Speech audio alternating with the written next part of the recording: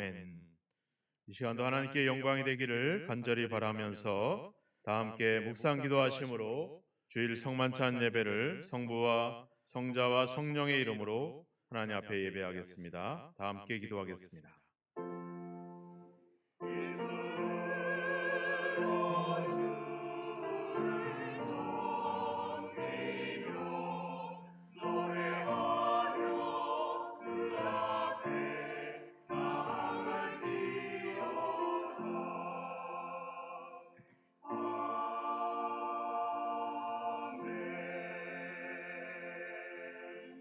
전능하시니 여호와 하나님께서 말씀하사 해 돋는 데서부터 지는 데까지 세상을 부르셨도다.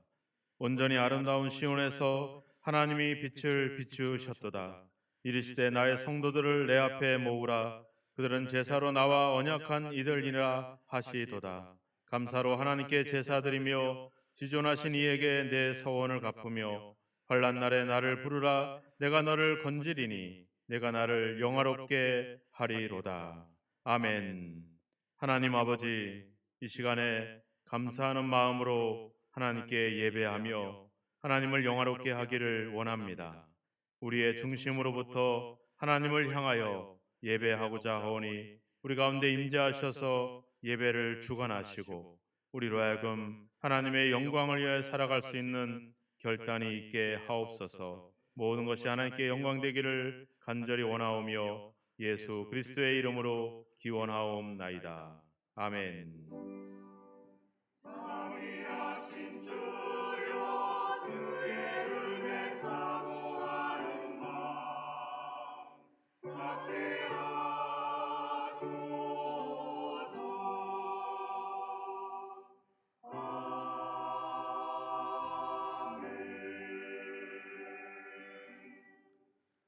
다 함께 자리에서 일어나셔서 88장 찬양 드리겠습니다.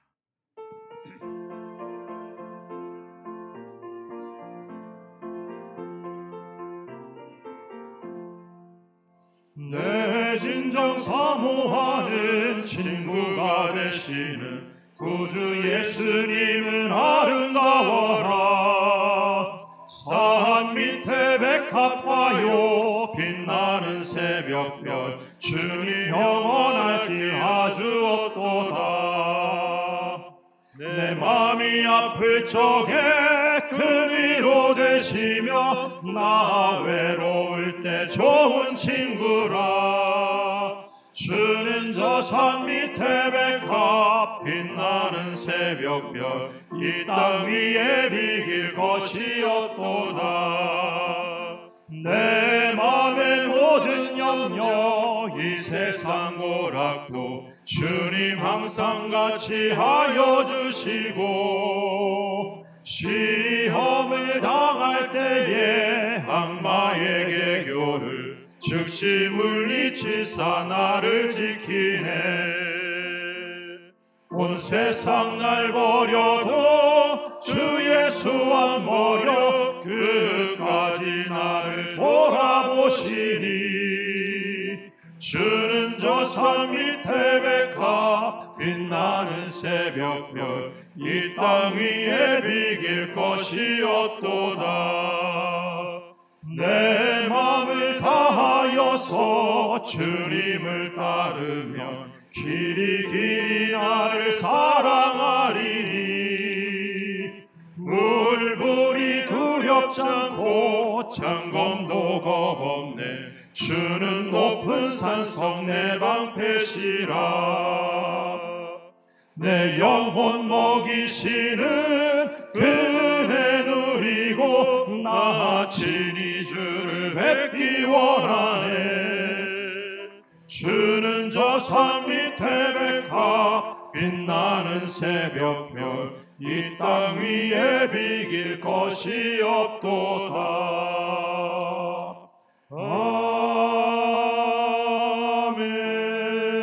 아멘.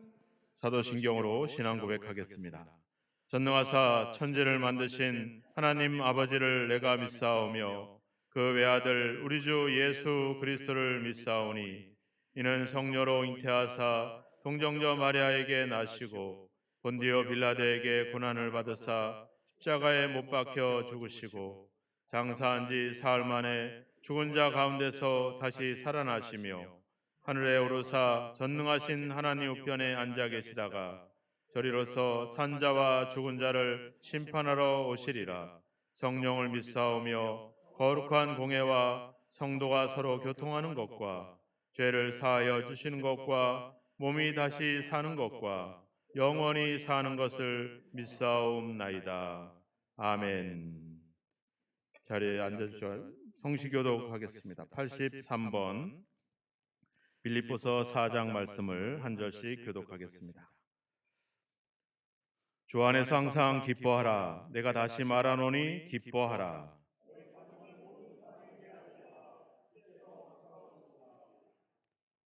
아무것도 염려하지 말고 다만 모든 일에 기도와 간구로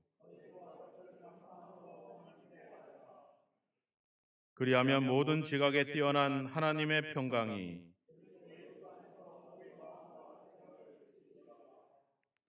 끝으로 형제들아 무엇에든지 참되며 무엇에든지 경건하며 무엇에든지 오르며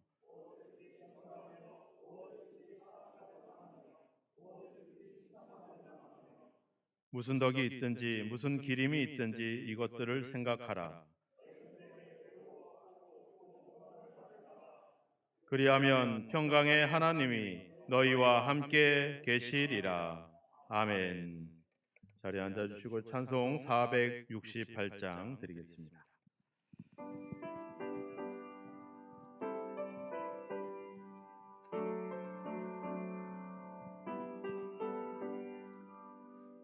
큰 사랑의 새 계명을 우리에게 주신 주님, 서로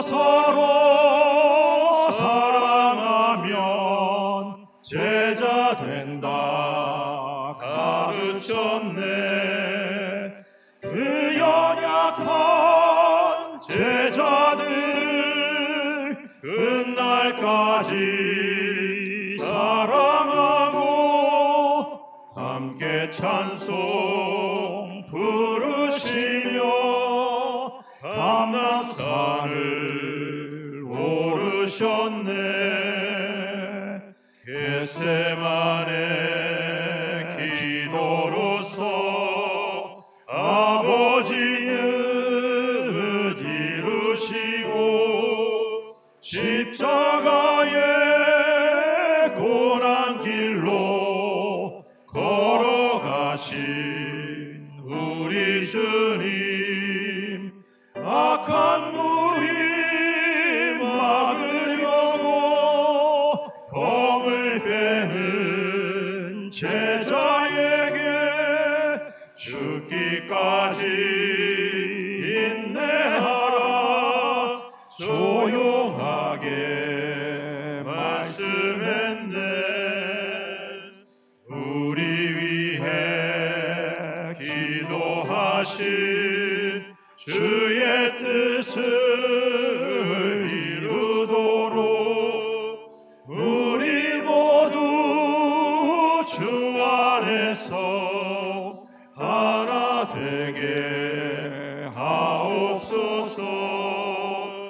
의와 진리 말씀으로 거룩하게 하시어서 크신 사랑 실천하신 주 따르게 하옵소서. 3절 한 번 더 합시다.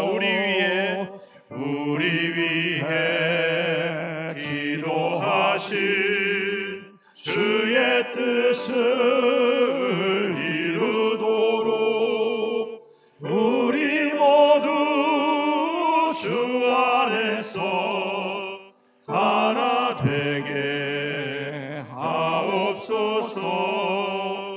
의와 진리 말씀으로 거룩하게 하시어서 크신 사랑 실천하신 주 따르게 하옵소서. 주옵소서.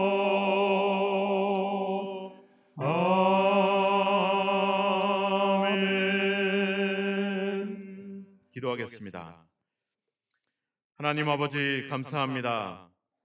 우리를 주 안에서 하나 되기를 간절히 원하며 기도하신 주님을 생각해 봅니다.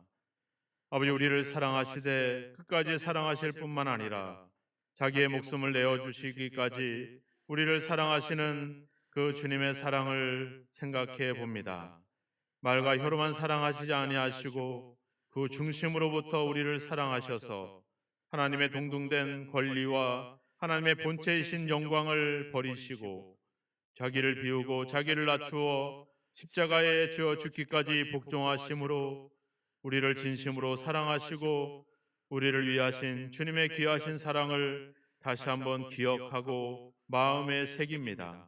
하나님 아버지, 우리가 그토록 하나님의 지극한 사랑을 입었음에도 불구하고 우리가 중심으로부터 하나님을 사랑하지 못한 채 세상적인 논리와 세상의 아버지 주여 원리를 가지고 평가하며 살아왔던 우리의 모습을 돌아봅니다. 함부로 정죄했고 함부로 비방하고 함부로 비난을 퍼부으며 아버지 주여 인정하지 않고 존중하지 않고 아버지 무시해왔던 우리의 삶을 고백합니다. 우리가 얼마나 연약하고 우리가 얼마나 죄인이었음에도 불구하고 우리를 부르신 하나님의 부르심을 기억하지 못한 채 여전히 우리와 같은 형편에 처했던 자들을 아버지 주여 손가락질했던 우리의 삶을 회개합니다. 세상에서 구별된 삶으로 그리스도인의 삶을 살아내지 못하고 세상과 아버지 동일한 모습으로 세상 풍조에 휘말려왔던 우리의 신앙과 우리의 삶을 고백합니다. 그 모습으로 가지고 이 시간에 주의 전을 찾아 주님 앞에 예배합니다. 우리를 긍휼히 여겨주시고 하나님의 그 크신 사랑으로 우리를 용서하여 주셔서 이제 우리의 삶이 이제 우리의 중심으로부터 하나님을 위하여 복음을 위하여 아버지 우리의 이웃들을 위하여 생명을 위하여 살아갈 수 있는 변화가 우리 가운데 일어날 수 있도록 주님 도와 주옵소서. 세상이 어떤 모양으로 세상이 어떤 목적으로 흘러가고 있는지를 한탄하거나 아버지 그 풍조에 휘말리지 않게 하시고 우리가 가야 될 이 믿음의 길을 굳건하게 걸어갈 수 있는 믿음을 저희들에게 허락하여 주옵소서. 하나님의 뜻을 이루기 위하여 죽기까지 하나님 묵묵히 십자가의 길을 걸어가셨던 주님을 우리가 아버지 닮고 주님을 아버지 주여 우리가 주님의 제자가 되므로 이제 아버지 우리도 주님이 가신 그 길을 묵묵히 걸어가게 하소서. 세상이 어찌하든 사람들이 어떻게 아버지 우리를 평가하든 상관없이 우리가 가야 될 믿음의 길을 흔들림 없이 걸어갈 수 있는 능력을 성령의 권능을 우리에게 더하여 주시옵소서. 이 시간도 그 믿음을 가지고 나왔습니다. 이 시간도 그 성령의 이끌림을 받아 주의 전을 찾아 주님 앞에 예배합니다. 우리의 마음이 흔들리지 않게 하시고 우리의 중심이 굳건하게 서게 하셔서 오직 아버지 하나님만을 소망하며 살아가는 저희 모두로 붙잡아 주시고 함께 하옵소서.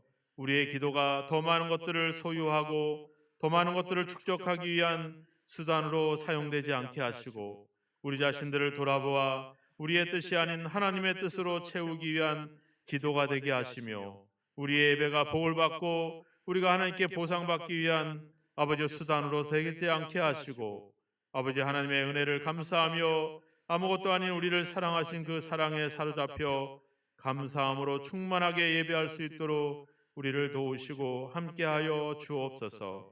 우리 성도들의 기도와 우리 성도들의 삶을 붙잡아 주셔서 세상에 흔들리지 않고 하나님이 원하시는 믿음의 삶을 굳건하게 살아갈 수 있도록 성령의 권능과 능력을 덧입혀 주옵소서. 말없이 수고하고 봉사하는 우리 성도들의 아버지 섬김을 기억하여 주시고 어떤 상황에도 불구하고 흔들리지 않고 주어진 역할과 사명들을 감당하여 그리스도의 몸을 세우며 하나님의 영광을 드러낼 수 있는 삶을 살아갈 수 있도록 강건하게 하시고 그 믿음을 더욱더 굳세게 하여 주시기를 간절히 원하고 소망합니다. 세상의 여러 가지 일들로 어려운 형편으로 마음이 흔들리고 있는 우리 성도들이 있사오니 그 마음을 단단하게 붙잡아 주셔서 하나님과의 관계를 꾸준히 유지하며 믿음으로 살아갈 수 있도록 힘주시고 능력을 허락하여 주옵소서. 오늘도 이 예배가 하나님께 영광이 되기를 원합니다. 선포되는 말씀들이 우리 삶의 기준이 되고 우리 삶의 아버지 이끌어가는 질서가 되고 우리 삶의 기초가 되게 하셔서 그 말씀 위에서 흔들림 없이 하나님만을 바라보며 살아갈 수 있도록 저희들을 도와주시고 그 믿음으로 우리의 가정이 우리의 교회가 든든히 세워지는 역사가 있도록 주님 도와 주옵소서. 모든 것이 하나님께 영광 되기를 간절히 원하오며 예수 그리스도의 이름으로 기도하옵나이다. 아멘.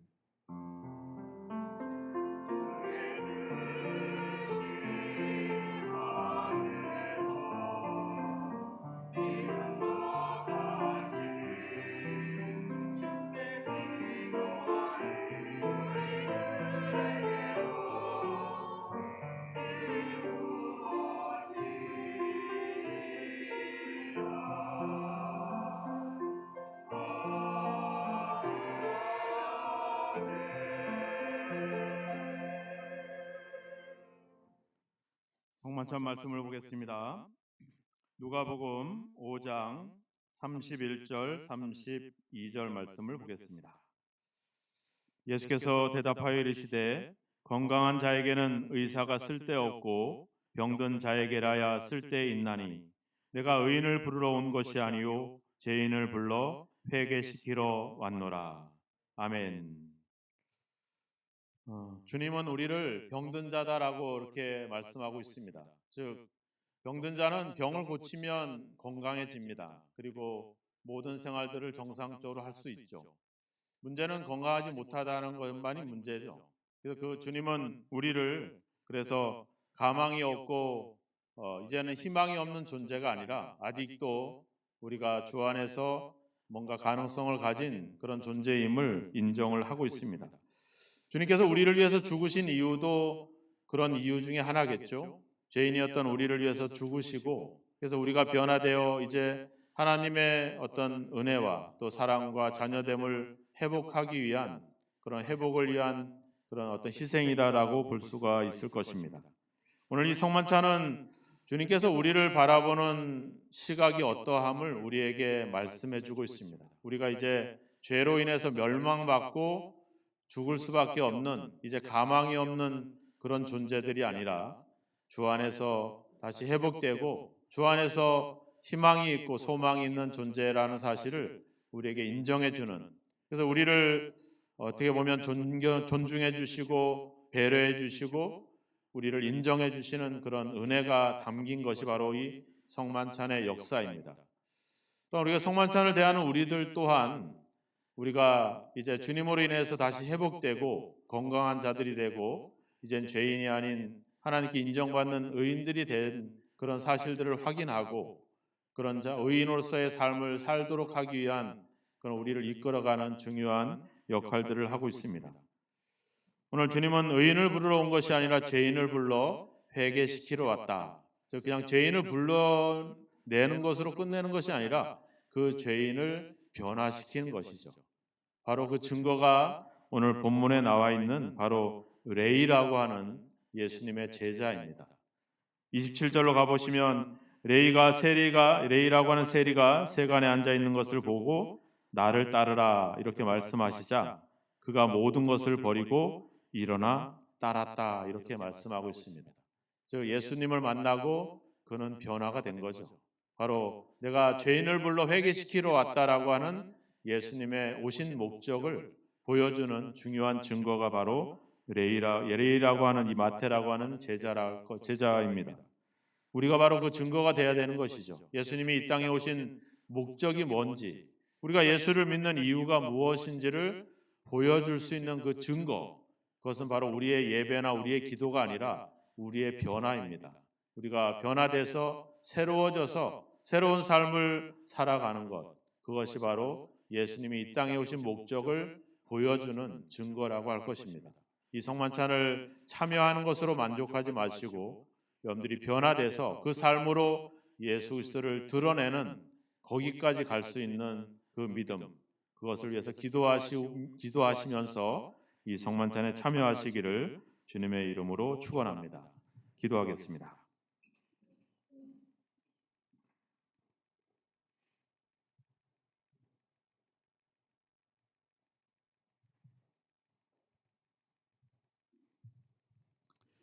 하나님 아버지 감사합니다. 세상에서 우리를 인정하지 않고 우리를 존중하지 않고 우리를 무시하며 우리를 이용하며 그런 세상 속에서 우리를 부르셔서 주님의 제자로 삼으시고 성도로 삼으시고 하나님의 자녀로 인정하셔서 우리를 새롭게 변화시키는 주님의 사랑을 이 성만찬을 통해서 다시 한번 발견합니다. 이 성만찬을 통해서 우리가 주 안에서 귀한 존재가 되고 소중한 아버지 인생이 되게 된 것을 다시 한번 확인하면서 우리 안에 일어난 이 그리스도의 놀라운 은혜를 가지고 우리의 삶에 새로운 변화를 일으킬 수 있도록 주님 도와 주옵소서. 우리의 삶으로 그리스도께서 왜 오셨는지, 그리스도의 사랑이 무엇인지, 그리스도께서 하시는 역할이 무엇인지를 우리의 삶으로 그 증거를 보여줄 수 있도록 우리 삶에 새로운 변화가 일어나게 하여 주옵소서.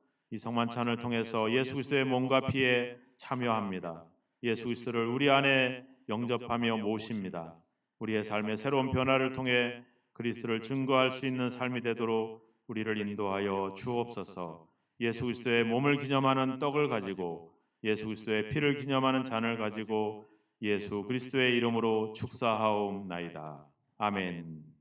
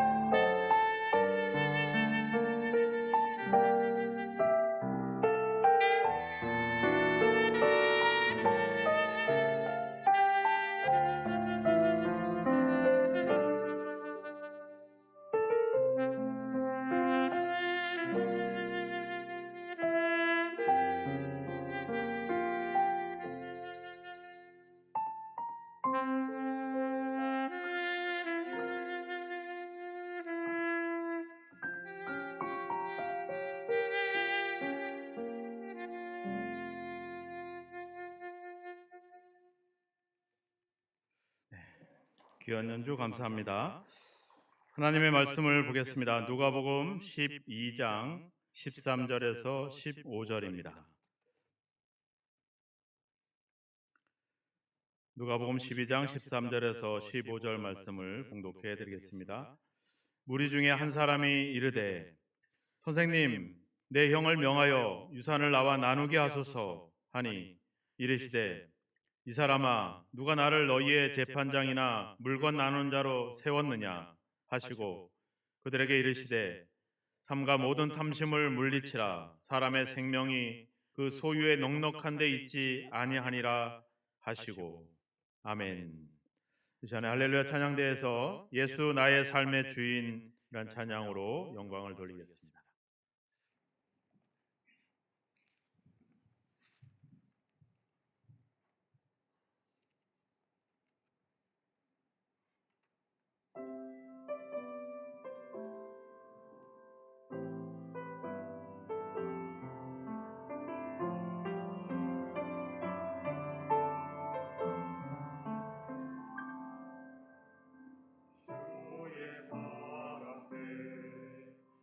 손이 엎드려 영광의 주님 나 경배합니다. 주님 부르 나를 이끄소서. 예수 나의 삶의 주인.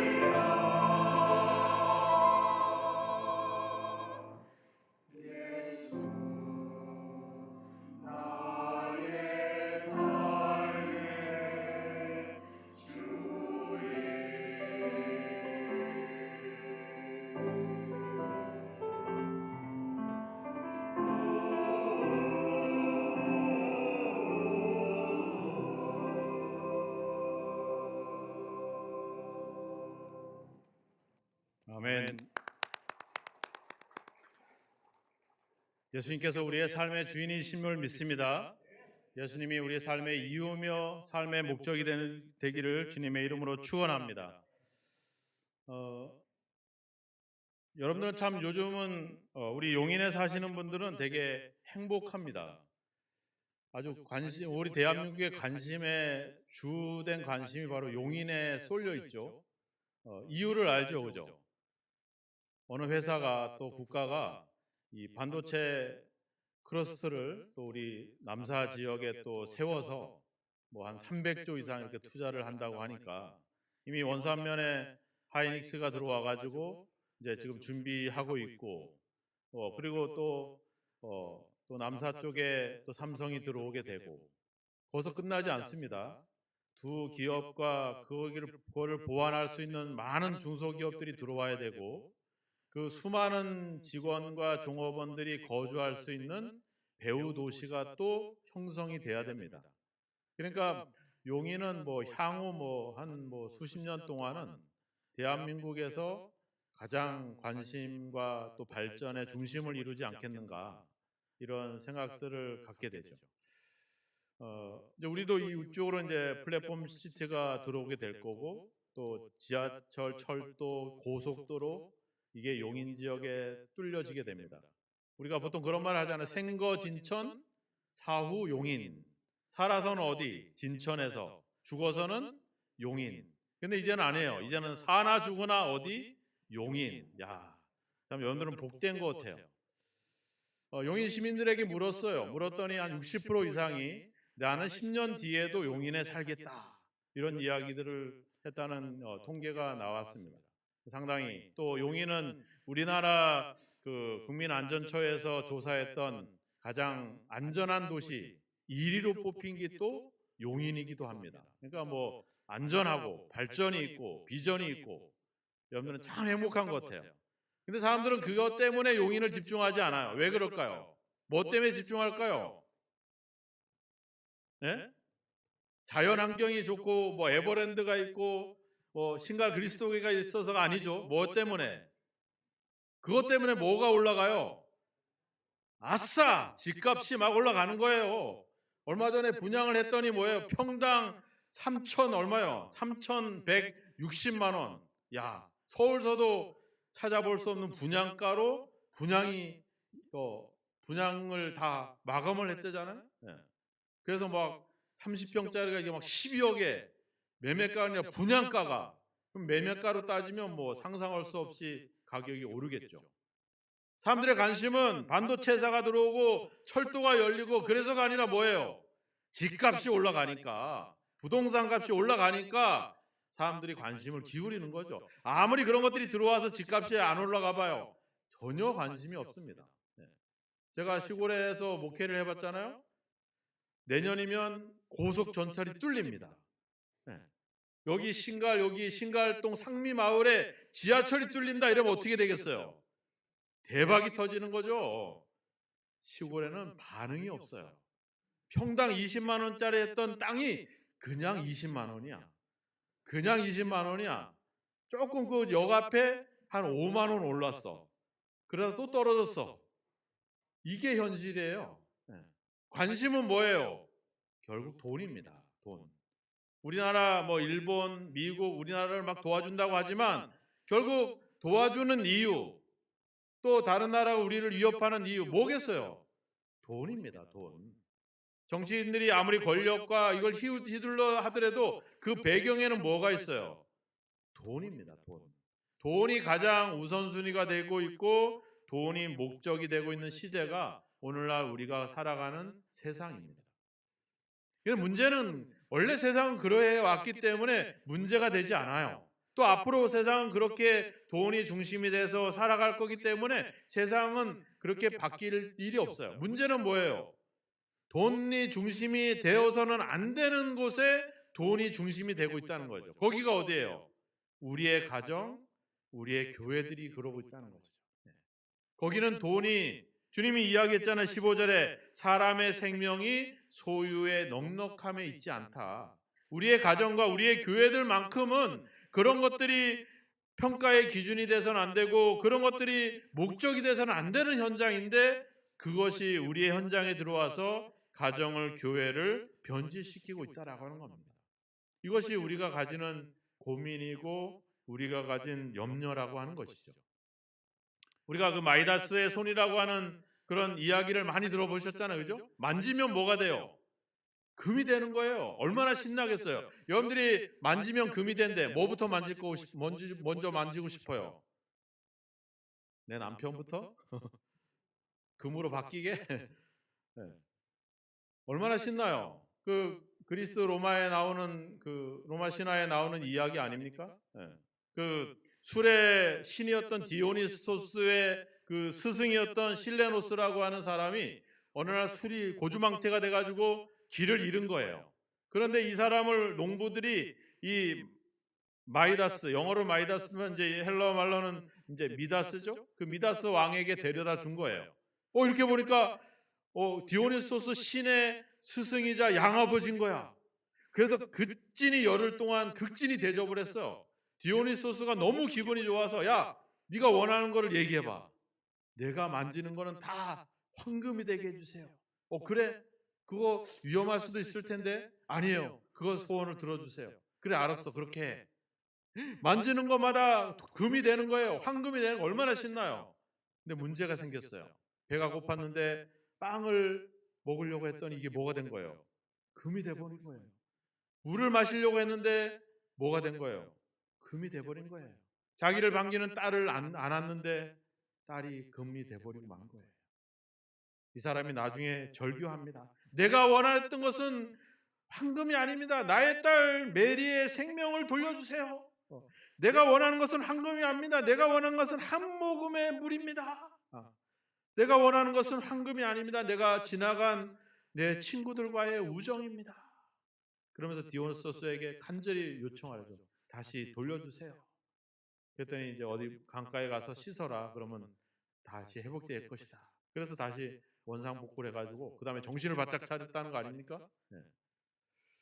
우리가 잘 아는 우리 최고의 왕 솔로몬 왕도 그랬잖아요. 그죠? 모든 것이 헛되고 헛되니 모든 것이 헛되도다. 오직 여호와를 경외하는 것이 바로 지혜의 근본이다.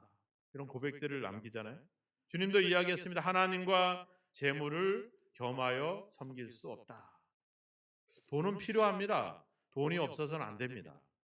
우리 교회도 돈이 필요하고 가정에도 돈이 필요하고 우리 인생에도 돈이 필요합니다. 그렇지만 우리 그리스도인들은 그 돈과 구별돼야 되는 그런 긴장이 우리 속에 있습니다.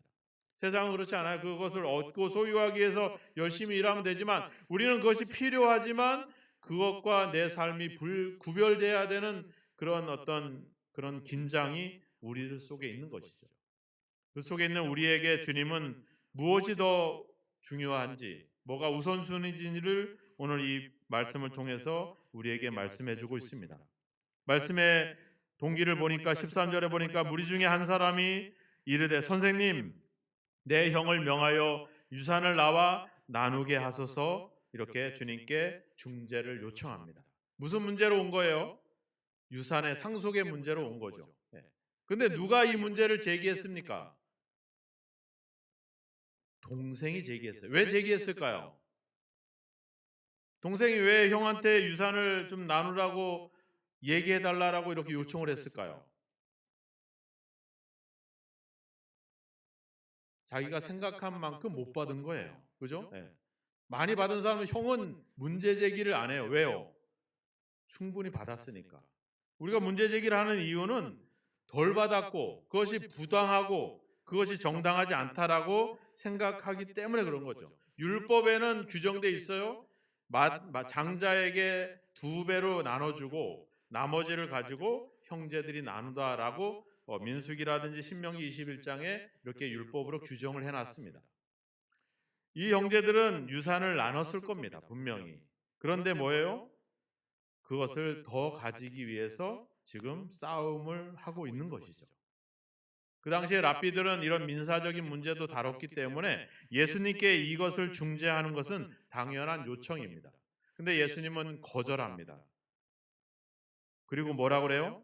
이들이 갖고 있는 근본적인 문제를 다루기 시작을 하죠. 그 문제가 바로 뭐였습니까? 15절에 나와 있죠. 삶과 모든 탐심을 물리치라. 문제는 뭐였어요? 돈도 상속의 문제, 유산의 문제가 아니었습니다. 문제는 뭐예요? 사람의 마음에 있는 탐심이었습니다. 탐심. 탐심은 뭐겠습니까? 더 많이 가지려고 하는 소유욕, 그런 더 많이 축적하고자 하는 그런 욕심들을 이야기하는 것이겠죠. 세상은 어때요? 그 사람이 어떤 인격과 어떤 성품을 가지고 있는가를 평가하지 않습니다. 그 사람이 어떤 집에 사는지, 어떤 차를 타는지, 그리고 어떤 직업을 갖고 있는지, 어떤 돈을 벌고 있는지에 대해서 세상은 평가합니다. 그 사람이 얼마나 갖고 있느냐에 세상은 주목합니다. 근데 주님은 이야기합니다. 우리의 생명이 소유의 넉넉함에 있지 않다. 이렇게 얘기합니다. 세상의 평가의 기준과 예수님의 평가의 기준이 다르고 있죠. 여러분들이 우리의 가족들, 우리의 성도들을 평가하는 기준이 뭘까요? 그 사람이 더 많이 가진 거, 더 많이 배운 거, 더 많은 더 높은 직분을 가진 거, 그런 것들이 평가의 기준이 되고 있나요?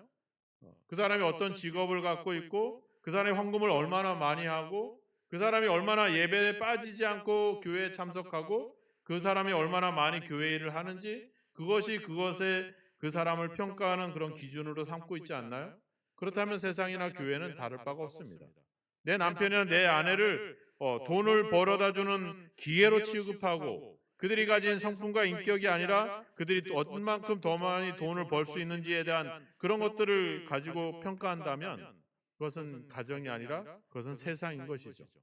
우리의 자녀들이 돈 버는 기계로 만들려고 더 많이 공부하게 하고 더 좋은 대학에 가게 하려고 하고 있다면 그거는 가정이 아니라 그것은 기계인 거죠. 우리 성도들이 그리스도 안에서 그리스도인다운 삶의 그런 인격과 성품을 지니고 변화되고 회개하도록 하기 위한 그것이 목적이 아니라 얼마나 많이 헌금을 가져오고 교회가 얼마나 비대해지고 교회가 얼마나 커지는 것이 관심이 대상이라면 교회는 교회가 아니죠. 그건 세상이죠.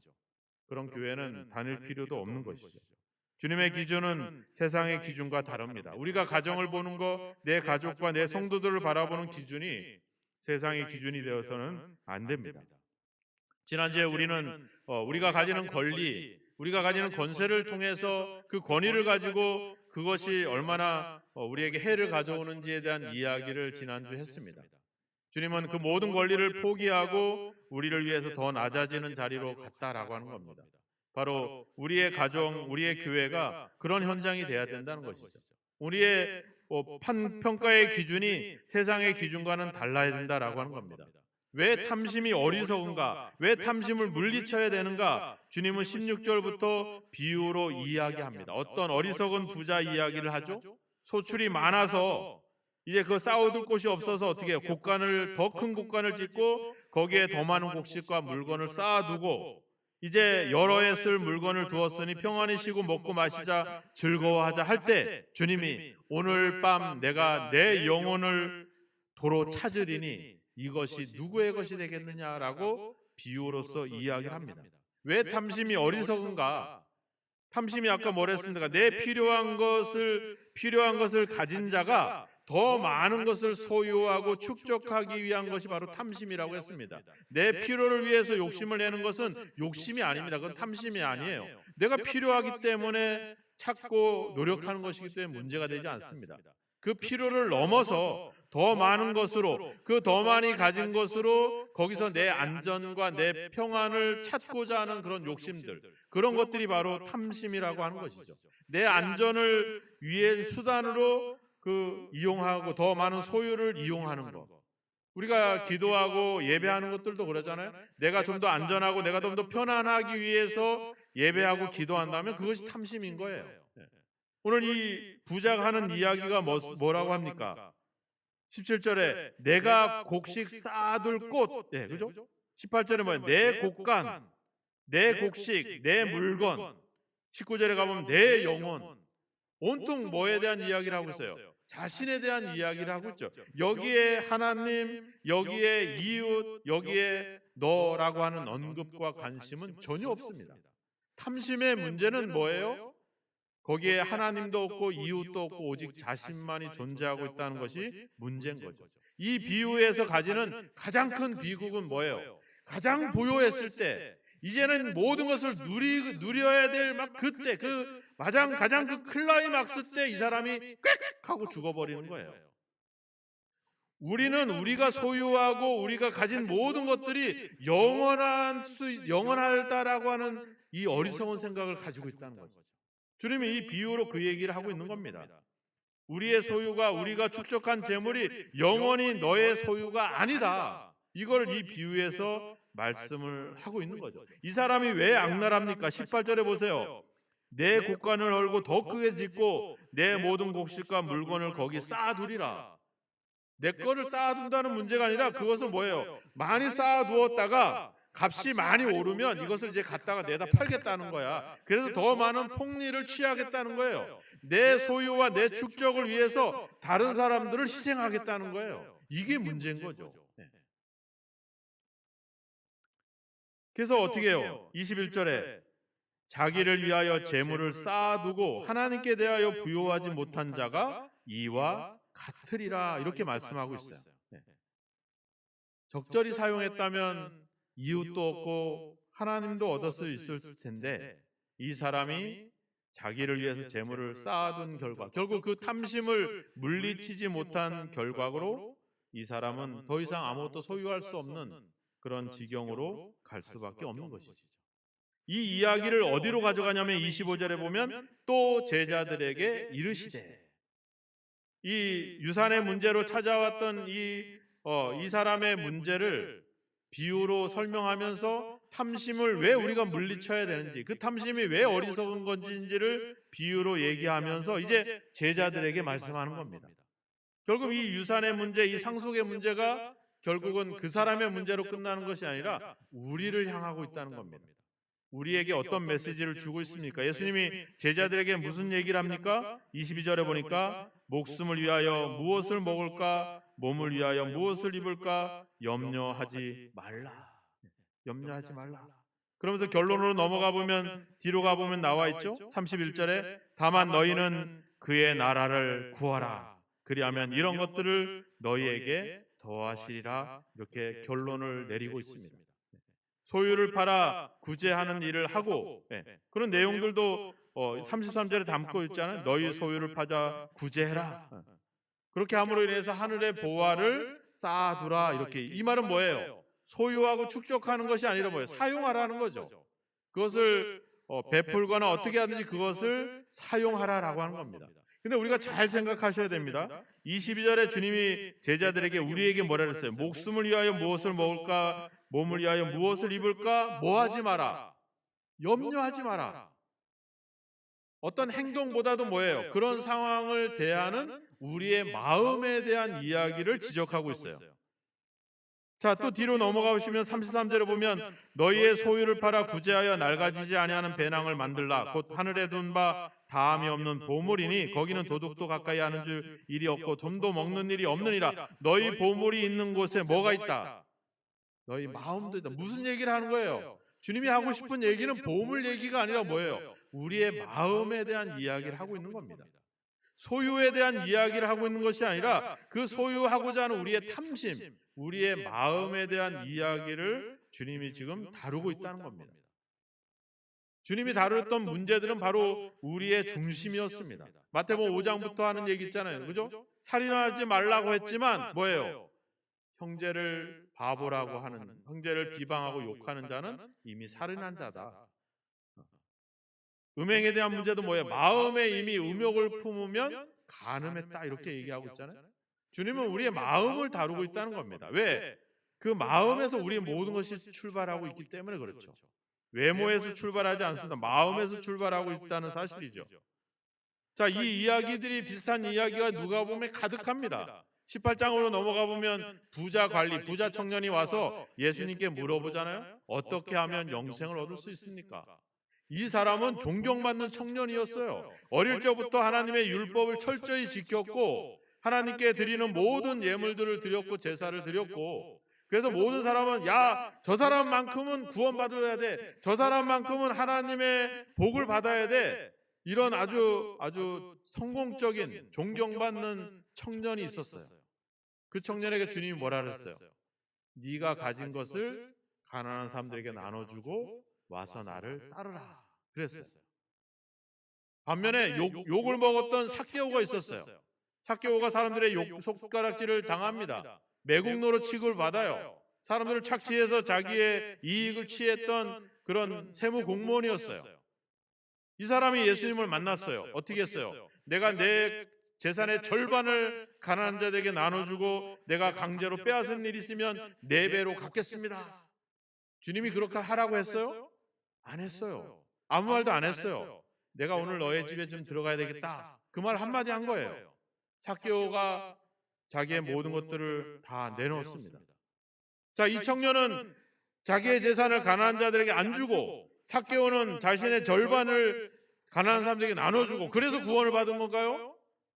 그래서 이 청년은 슬픔으로 근심하며 돌아가고 삭개오는 아브라함의 자손으로 인정받은 것일까요? 소유를 나눠주고 베풀고 구제해서 그렇게 해서 순종해서 또 이 청년은 불순종해서 그런 결과를 만들어내는 걸까요? 아닙니다. 주님은 우리가 거지 되기를 원하지 않아요. 하나님은 얘기했죠. 너희가 내가 후히 주고 누리게 할 것이다 라고 디모데전서 6장에서도 이야기했잖아요. 하나님은 우리가 잘 되기를 원해요. 복 받기를 원합니다. 우리가 성공하기를 원해요. 우리가 거지 되기를 원하지 않습니다. 주님이 원하시는 것은 그럼 우리가 나눠주고 베풀고 소유하고 축적하고자 하는 우리의 외모를 보는 것이 아니라 그것의 출발점인 우리의 마음의 상태를 보게 되는 거죠. 이 청년은 하나님을 외치고 율법을 지키고 믿음으로 또 하나님 말씀을 순종하면서 율법적으로 살아온 것 같지만 중심에는 뭐가 있었어요? 재물이 있었어요. 어떻게 보면 자기의 재물과 그것을 축적하기 위해서 율법을 이용하고 신앙을 이용하고 종교를 이용했는지 모르겠습니다. 삭개오는 재물이 중심이었어요. 재물을 얻기 위해서 키도 작고 외모도 볼 것이 없어서 돈만이 내가 살아날 수 있는 힘이다. 돈만이 권세다 하고 그는 돈을 축적하기 위해서 애를 썼어요. 근데 하나님을 예수님을 만나고 나서 그것이 아닌 걸 깨달았어요. 예수님을 자기 마음의 중심으로 세우고 재물을 내려놓은 겁니다. 주님이 보신 것은 중심이에요. 외모가 아닙니다. 그 중심을 보는 거죠. 고린도전서 13장에 얘기하잖아요. 우리가 천사의 사람의 방언을 말하고 천사의 말을 할지라도 사랑이 없으면 우리는 꽹가리가 될 것이다. 우리가 산을 옮길 만한 믿음이 있어도 사랑이 없으면 아무것도 아니다. 내가 내 몸을 불사르게 내어주고 내가 구제할지라도 사랑이 없으면 아무것도 아니다. 뭐를 보시는 거예요? 우리의 중심을 보는 겁니다. 우리가 이 자리에서 경건하게 예배를 드리고 말씀에 집중하고 열심히 하지만 내 중심에 예수 그리스도를 향하지 않으면 그거는 그냥 아무것도 아니라고 하는 거예요. 주님 보시는 것은 우리의 마음입니다. 왜? 거기서부터 모든 것이 출발하고 있기 때문에 그렇죠. 우리의 가정이나 우리의 교회를 보세요. 우리가 돈 때문에 이루어진 공동체가 아니잖아요. 그죠? 우리는 오직 서로에 대한 사랑, 그리고 서로에 대한 믿음, 또 그리스도께 받은 은혜, 이런 것들로 우리가 한 가정을 이루고 공동체, 교회라고 하는 공동체를 이룬 겁니다. 근데 어느 순간에 거기에 세상의 논리가 들어오고 돈이 평가의 기준이 돼서 그걸 가지고 내 가족을, 내 자녀를, 내 성도들을 평가하면서 우리는 그렇게 우리의 가정과 교회를 변질시켜 온 것이죠. 여러분들이 기회가 된다면 톨스토이의 유명한 단편 소설인 사람이 무엇으로 사는가 하는 그것을 한번 보았으면 좋겠습니다. 별로 길지 않습니다. 그냥 한 몇 분 정도면 충분히 읽을 수 있는 책입니다. 그 책에 이야기하는 내용이 뭡니까? 사람 속에는 뭐가 있는가? 그리고 사람은 도대체 뭐를 모르고 있는가? 그리고 그 사람들은 도대체 뭘로 살아가느냐? 이거에 대한 교훈을 주고 있죠. 원래는 그 농부들이 톨스토이에게 부탁을 했어요. 우리가 글도 모르고 잘 모르는데 그 당신의 그 책을 좀 보고 싶고 좀 깨달음을 얻었으면 좋겠다. 우리를 위해서 좀 쉬운 소설을 좀 써달라 부탁을 해서 톨스토이가 그걸 쓴 겁니다. 거기엔 구두수성공이 그 어느 날 벌거벗은 청년을 만나게 되죠. 그 청년을 극진히 대접을 해줍니다. 보호해주죠. 그리고 구두수선할 수 있는 일자리를 제공합니다.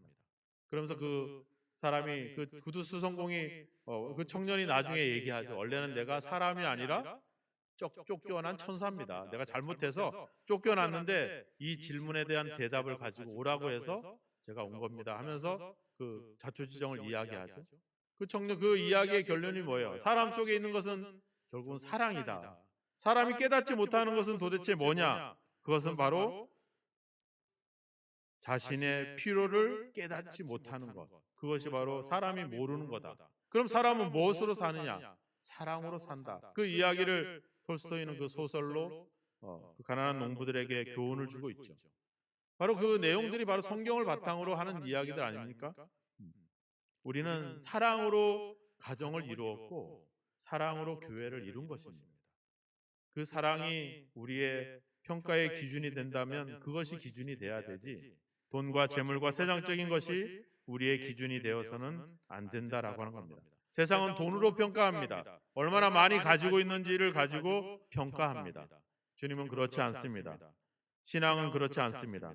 우리의 인생은 경제적인 소유로 평가받지 않습니다. 우리의 가족이나 우리의 성도들은 그런 것으로 평가해서는 안 됩니다. 우리의 가정을 회복하는 여러분이 되길 주의 이름으로 축원합니다. 이제 우리 성경 누가 보면 많은 이야기 나 향유 옥합을 드린 여인, 또 자기의 강도 만난 유대인을 도와줬던 그 선한 사마리아인, 자기의 생활비 전부를 드렸던 그 가난한 과부, 그 여인의 두렙돈의 이야기, 이 이야기들의 중심이 뭐예요? 그들이 뭐를 드렸다가 아니라 뭐예요? 그 마음속에 어떤 그 중심에 무엇이 있느냐? 그 중심을 주님이 보시고 이 사람이 가장 많이 했다, 이 여인이 행한 일을 복음이 전하는 곳에 같이 기념해라, 이렇게 말씀하고 있는 것이죠. 소유의 풍성함이 생명의 풍성함을 의미하는 것이 아닙니다.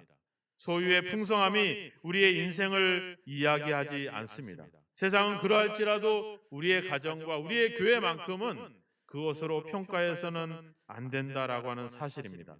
우리의 목적과 우리의 우선순위를 놓치지 마시기 바랍니다. 이브리서 13장 5절에서 이야기합니다. 돈을 사랑하지 말고 있는 바를 족한 줄로 여겨라. 우리가 아무것도 가지고 온 것이 없는 것처럼 아무것도 가지고 갈 것이 없다. 자족하는 마음이 있으면 경건의 큰 이익이다. 이렇게 우리에게 말씀하고 있습니다. 우리의 가정, 우리의 교회만큼은 이런 세상적인 기준을 가지고 소유를 가지고 평가하는 공동체가 되지 않도록 여러분들이 지켜주시기 바랍니다. 여러분들이 그런 가정으로, 그런 교회로 회복해 가시길 바랍니다. 소유가 삶을 규정하지 않도록 여러분들의 가정을 지키시고 우리의 교회를 믿음으로 지켜가는 저와 여러분이 되기를 주님의 이름으로 축원합니다. 기도하겠습니다. 한 1, 2분 정도 함께 기도하겠습니다.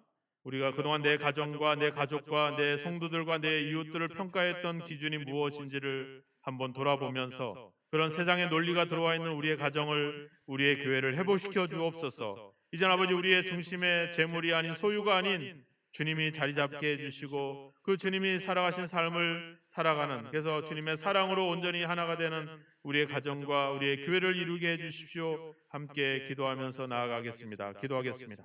하나님 아버지, 감사합니다. 우리가 아버지 무엇이 아버지 중요한지를 다시 한번 우리에게 알려주시는 주님, 아버지 하는 주님, 아버지 주여, 아버지 우리의 소유의 넉넉함이 우리의 생명의 아버지 넉넉함이 아닌 것을 우리가 알기를 원합니다. 아버지 하는 주님, 아버지 우리 사람의 생명이 소유의 넉넉함에 있지 아니함을 알기를 원합니다. 우리 속에 있는 탐심을 물리치게 하소서. 우리 속에 있는 세상의 논리와 세상의 시준과 세상의 평가를 내려놓게 하소서. 하나님 아버지, 그런 아버지의 세상으로부터 우리의 가족을, 우리의 성도를 지켜갈 수 있도록 우리의 믿음이 더욱더 단단해지고 우리의 믿음이 더욱더 견고해질 수 있도록 주님 저희들 도와주시고 인도하여 주옵소서. 다시 한번 아버지 사랑으로 아버지 가정이 회복되게 하시고 아버지 사랑으로 교회가 다시 한 몸을 이룰 수 있는 아버지 역사들이 있게 하소서. 이 일에 우리가 아버지 믿음으로 이것을 지켜내가게 하시고 이것을 사수하게 하시고 아버지 이것을 세상에서 아버지 주여 아버지 믿음으로 이것을 보호해 갈 수 있도록 아버지 우리를 지키시고 우리 함께 하시기를 주님 아버지 간절히 원하고 소망합니다. 세상에서 우리를 어떻게 평가하든, 세상에서 우리를 어떻게 아버지 한 주님 아버지 그렇게 아버지 우리를 비난하든 아버지 상관없이 우리의 믿음을 지켜갈 수 있도록 우리 모두를 도와주시옵소서. 우리의 가정을 지켜주시옵소서. 우리 아버지 교회들을 지켜주시옵소서. 아버지 하나님께서 아버지 한 주님 오직 이곳에서 그리스도의 사랑만이 아버지 그리스도의 아버지 은혜만으로 충만해지는 아버지 역사들이 있도록 우리를 도우시고 인도하시기를 아버지 간절히 원하고 소망합니다. 주님 들어주시옵소서. 대하여 주시옵소서. 주님 우리가 가진 것으로 평가했던 것을 용서하옵소서. 세상의 기준을 가지고 우리의 가족을, 우리의 성도들을 비난하고 평가하고 비교했던 우리의 모습을 회개합니다. 이제 아버지 우리 속에, 저 우리 가정에, 우리 교회에 진정한 아버지 그리스도의 사랑으로 충만해지기를 소망합니다. 세상에서 소외당하고 세상에서 평가받고 세상에서 아버지 가진 것이 없어서 아버지 손가락질을 당했던 아버지 우리의 가족과 우리의 성도들이 가정과 교회에서 위로를 얻고 힘을 얻고 격려를 받을 수 있는 그런 공동체로 다시 한번 회복되게 하여 주옵소서. 우리 속에 있는 권리를 내려놓게 하소서. 우리의 가정에서만큼은 우리의 권세를 내려놓게 하시고 우리의 주장을 내려놓게 하시고 세상적인 기준과 세상적인 평가를 내려놓게 하시고 모두가 환영받고 모두가 인정받고 모두가 사랑받는 가정을 이루게 하옵소서. 우리의 교회만큼은 상처받고 세상에서 소외당하고 세상에서 버림받은 존재들이 귀한 존재가 되고 소중한 아버지 사람들이 되고 아버지 그래서 그들의 삶을 그들의 인생을 회복시켜 줄 수 있는 그런 회복의 현장이 되게 하여 주옵소서. 우리 속에 있는 세상적인 기준과 가치관을 버리게 하시고 오직 주님께서 우리에게 몸소 보여주셨던 그 사랑과 그 은혜로 충만하게 하셔서 모두가 아버지 인정받고 모두가 사랑받고 모두가 주님 아버지 주님 소중한 존재가 되어지는 우리의 가정 우리의 교회가 되어지게 하여 주옵소서. 이 일을 위해서 우리가 먼저 믿은 우리들이 먼저 믿음을 갖고 있는 저희들이 그것을 지켜가고 그것을 보호하며 그것을 사수할 수 있도록 우리에게 성령의 능력과 힘을 더하여 주옵소서. 예수 그리스도의 이름으로 기도하옵나이다. 아멘. 찬송 317장 찬양 드리면서 준비하신 예물과 마음을 드리겠습니다.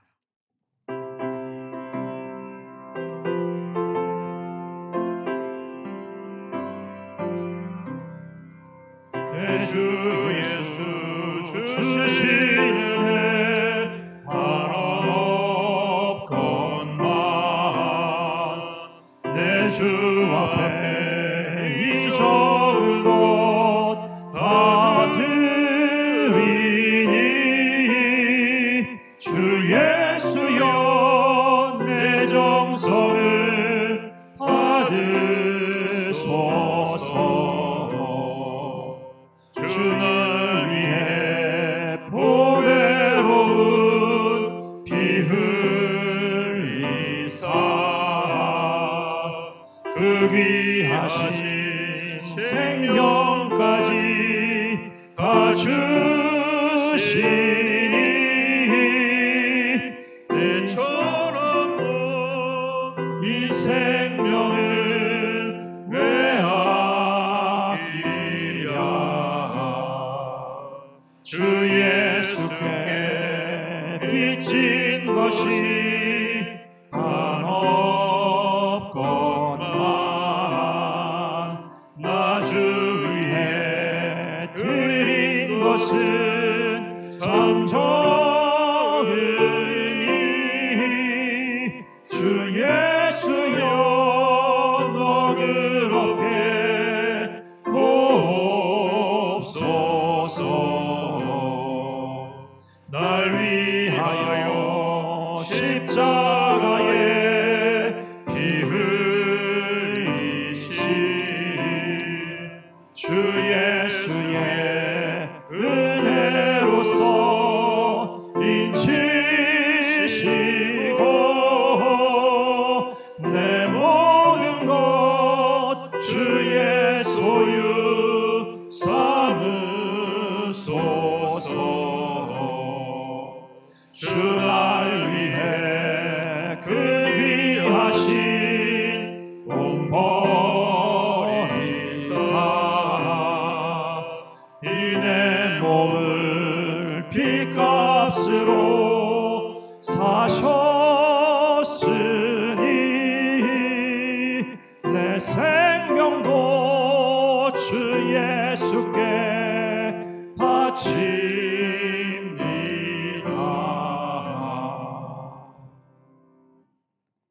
하나님 아버지, 이 시간에 우리 성도들의 우리 모두의 생명을 주님 앞에 바칩니다. 우리의 인생을, 우리의 시간을, 우리의 아버지 주님 삶의 필요를 주님께서 채워주심을 믿고 그 약속에 의지하여 아버지와 많은 예물을 주님 앞에 드립니다.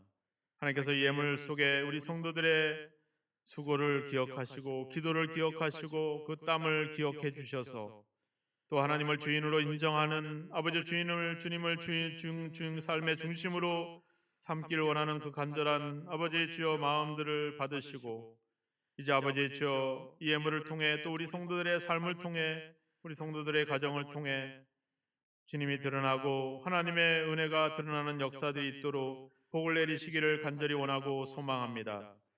아버지 하나님 주님, 소득의 10의 1조를 구별하여 주님 앞에 드립니다.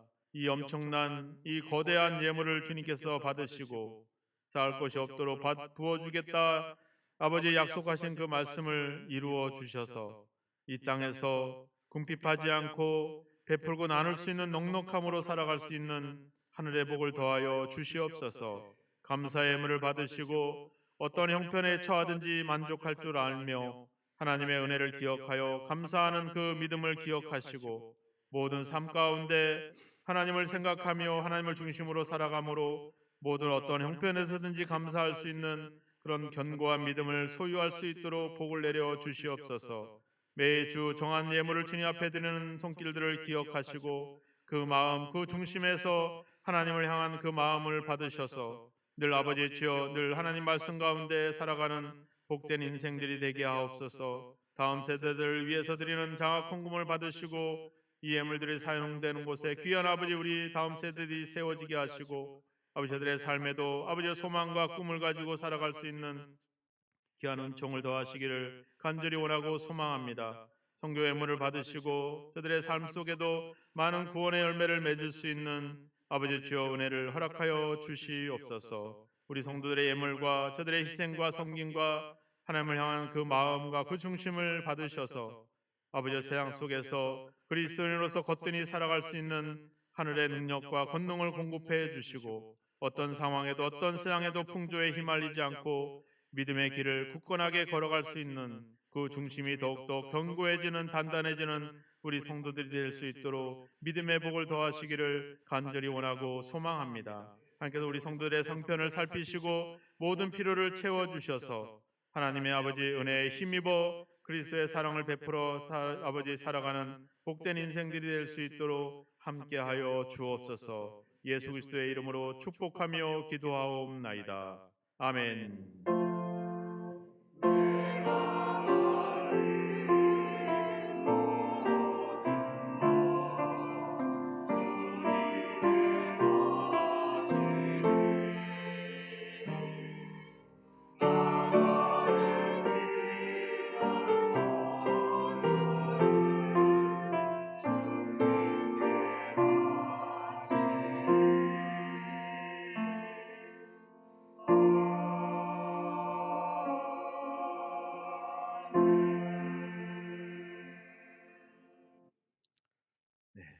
교회 소식 전하겠습니다. 우리가 다음 주일은 1년에 한 번 우리 그리스도 교회와 연결되어 있는 신학대학들을 위해서 예배하고 후원하는 그런 신학대학 주일입니다. 이번 한 주간 그 공동 기도 제목을 보시고 같이 기도해 주시고 또 마음이 감동되는 대로 헌금을 해 주시면 다음 주일 헌금은 신학대학으로 전달하도록 하겠습니다. 그래서 신학대학 주일에 드리지는 예물을 준비하실 분들은 장학 헌금 봉투로 활용해서 이렇게 헌금해 주시면 그 다음 주 장학 헌금은 신학대학 주일 헌금으로 이렇게 보내도록 그렇게 하겠습니다. 정교회 야유회를 우리가 지난주에 아주 은혜롭게 잘 다녀왔는데 전체적인 내용을 게시판에 게시를 해놨습니다. 후원해 주신 분들 너무 감사드리고 또 우리가 지자체 지원도 받고 그래서 넉넉하게 다녀온 것 같습니다. 내용 궁금하신 분들은 게시판에 보고서를 보시면 될 것 같습니다. 이번 주 토요일 날 우리 정영원 장로님, 한용부 집사님의 자녀 정세진 형제의 결혼식이 있습니다. 11시에 세해den교회 1층 비전홀에서 있습니다. 기억하시고 교회에서 함께 가실 분들은 오전 10시 교회로 오셔서 같이 출발하도록 그렇게 하겠습니다. 많이 축하해 주시고 결혼 예식을 위해서 기도해 주시면 감사하겠습니다. 우리 주일학교에서 마더스쿨이 열리고 있습니다. 매월 첫 주일 오후 2시 반부터 4시까지 우리 학생 자녀들을 학부모들 대상으로 마더스쿨이 있습니다. 아이들 교육에 고민이 있고 상담할 내용이 있으면 이 시간을 이용해서 함께 교육도 받고 상담도 하시면 좋을 것 같습니다. 기억하시고요. 오늘 애차는 우리 청년부 학생 청년부에서 준비하고 있습니다. 아주 맛있게 준비하고 있다는데 요리를 많이 안 해봐서 맛이 어떨런지는 모르겠어요. 근데 우리끼리만 비밀이지만 아주 맛있다고 내가 이번 올해 먹어본 애찬 중에 최고다.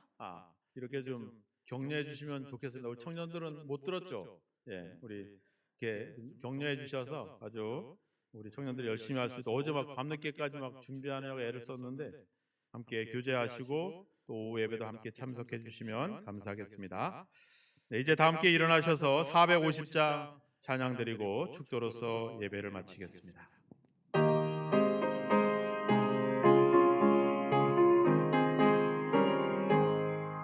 내 평생 소원 이것뿐 주의 일 하다가 이 세상 이별하는 날 주 앞에 가리라.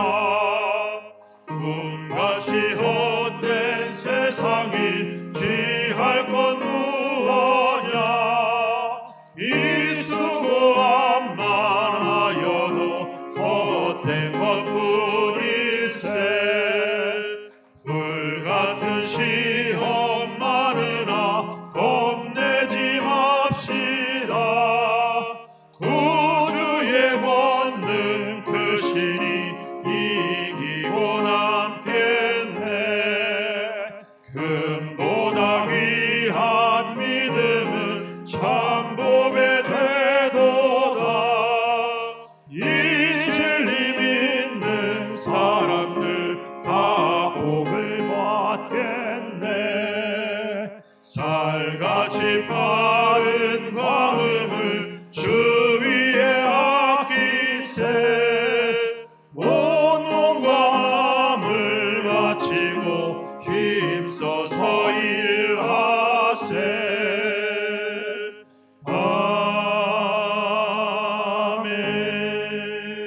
아멘. 지금은 우리의 인생의 목적과 방향이 무엇인지를 십자가를 통해 우리에게 보여주신 예수 그리스도의 크신 은혜와 우리의 모든 필요를 채워주셔서 이 땅에서도 하나님의 나라에서도 영원한 생명을 얻게 하시는 우리 아버지 하나님의 영원하신 사랑하심과 세상의 기준이 아닌 소유의 기준이 아닌 사랑으로 우리 가족을 우리 성도들을 사랑할 수 있도록 도와주시는 성령님의 감화감동 역사 인도하심이 이제 아버지의 세상의 기준으로 또 아버지의 소유의 기준으로 재물을 또 권력을 가지고 평가하지 않고 사랑으로 가족을 지키고 성도들을 지키기 원하는 우리 모든 성도들 위해 저들의 가정 위에 자녀들 위해 몸된 교회와 이 나라 이 민족 위에 영원히 함께 하시기를 예수 그리스도의 이름으로 간절히 축원하옵나이다. 아멘.